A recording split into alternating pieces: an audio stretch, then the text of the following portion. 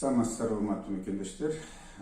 Мына дүйнөлүк пандемия убагында жеке эле Кыргызстанда эмес, башка мамлекеттерде дагы күйүүчү майлардын баасы өсүп атат. Биз эми Евразиске киргенден кийин, Евразистин мүчөсү болгондон кийин мындай чоң айырма болбош керек. Мисалы, автомобилдик газ 30 километр турган Георгиевкада 11-12 сомго биздин Бишкектегиден баасы кетип атат. Биздин өкмөт дагы сүйлөшкөндө билиш керек. Анын үстүнө күйүүчү май кымбаттап аткандан бери күнүгө 50 тыйын, 60 тыйындан кымбаттап атпадыбы? Бизде баалардын баары өсө баштады. Тамак аш, кийим кече баардыгы. Анын үстүнө Кытай менен дагы бир топ мөөнөттүү убакыт жабылып ачылып атты чек ара. Бул дагы себеп болуп атат. Ошол эле маалда жазгы талаа жумуш убагында азыр күйүүчү майдын баасы өсүп атканы бул бизге оор тиет деп эсептейбиз да. Мисалы, эми ошол биздин дыйкан чарбачыларындагылар көбүнүн эле акча тыйыны жок, кредит алса процент менен банктан, күйүүчү майдын баасы ушундай болуп атса, үрөн сатып алыш керек, жер семирткичтерди колдонуш керек. Быйыл мына кыштагы узун болуп кар эшикте Бишкек ош жолу да бир ачылып, бир токтоп калып атат.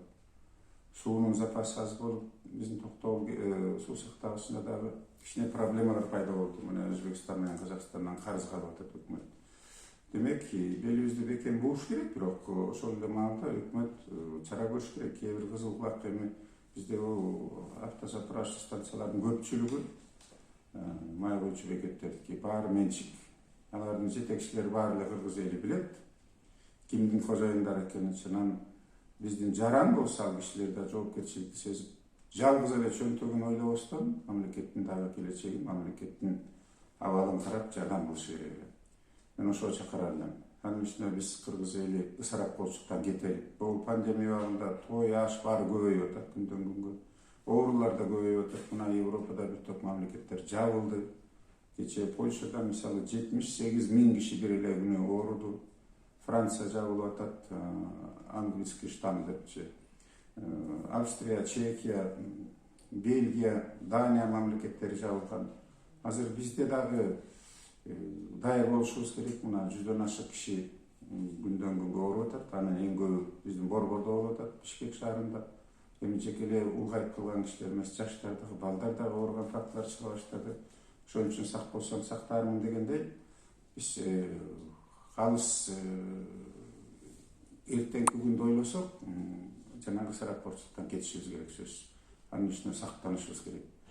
Ошол эле мектепке бала акчага барып аткандар маскасы жок жүрөт, ата-энелерчи. Магазиндерге масканы талап кылбай калышты. Кол капты кийген эч ким жок болуп атат. Анан эми орун жашасаң өл маскерлейт деген макал бар.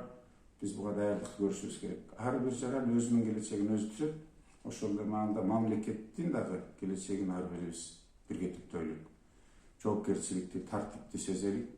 Өзүбүздү сактайлык, элди сактайлык десек, ар бирибиз бүгүнкү күндөн баштап ушу санитардык абалды оңдогонго аракет кылалык. Таза кармайлык үй жайларды, иштеген жерлерди санитардык жагын сөзсүз сактайлык. Анан бул аэропортто мына келип жүрөбүз. Аэропортто дагы тилекке каршы келаткан кишилерди толук кандуу текшерген эч ким жок болуп атат. Бир-эки врачты отургузуп коюп атат стол менен. Эл деген 180-200 киши алып тургай бир эле маалда 3-4 самолет келип атат. Алар өлгөргөндөр жер жок. Отрицательный ковид негатив деген деле карап атат. Фамилиясы менен паспортто алар текшергенге да мүмкүнчүлүгү жок болуп атат. Ошол врач аялдарга же сестраларга жардам бергенде эч ким жок болуп атат. Коопсуздугубузду сөзсүз түрдө сактайлык. Мына автобустарда жүрөбүз, троллейбустарда жүрөбүз.